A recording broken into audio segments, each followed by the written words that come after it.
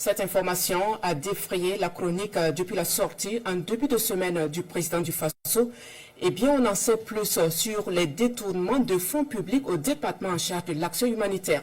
Le procureur du Faso, près le tribunal de grande instance Ouaga 1, qui a rencontré la presse, parle d'environ 3 milliards de francs CFA comme préjudice causé à l'État.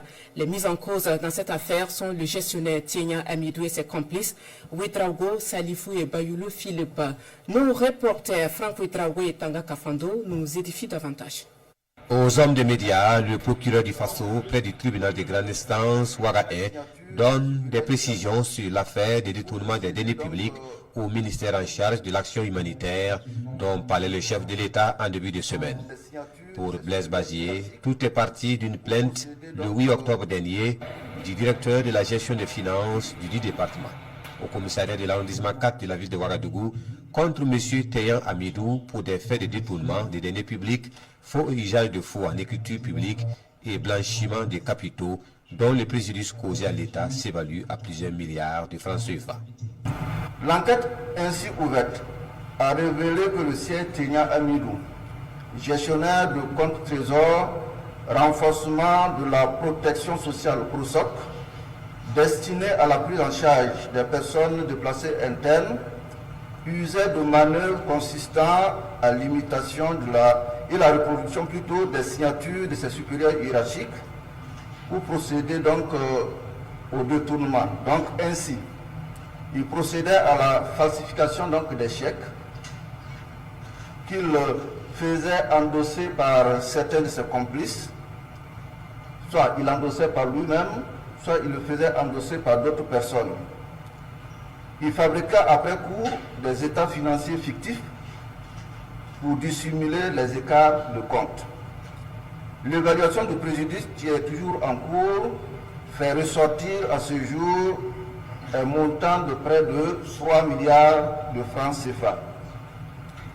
Subséquemment à l'enquête de patrimoine ouverte, à leur rencontre, d'importants biens meubles et immeubles ont été saisis.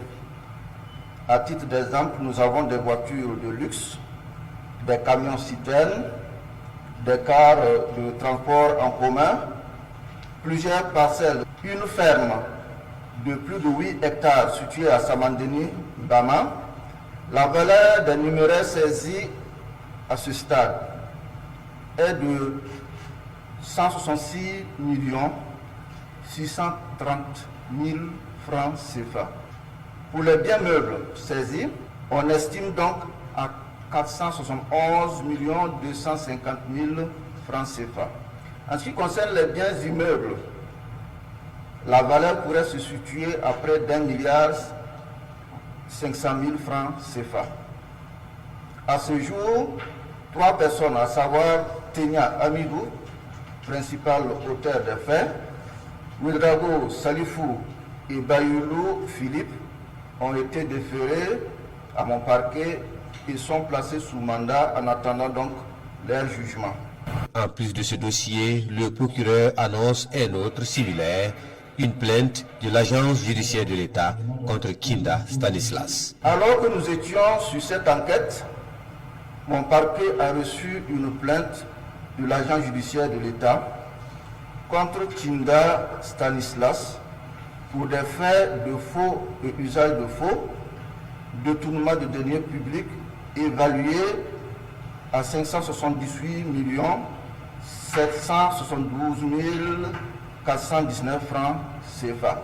Ce préjudice très énorme a été fait contre le Centre de promotion d'agriculture et de multiplication animaux performants. À ce stade, il a également été déféré à mon parquet. Le juge d'instruction saisi, il a été mis en examen et il lui a décerné également mandat de dépôt. Des biens meubles également des véhicules tels que Toyota Prado, Toyota Land Cruiser, Citroën ont été également saisis. Des documents en sa possession relativement à des immeubles ont également donc été saisis. Le dossier Théan Amidou et ses complices sera jugé le 15 novembre prochain.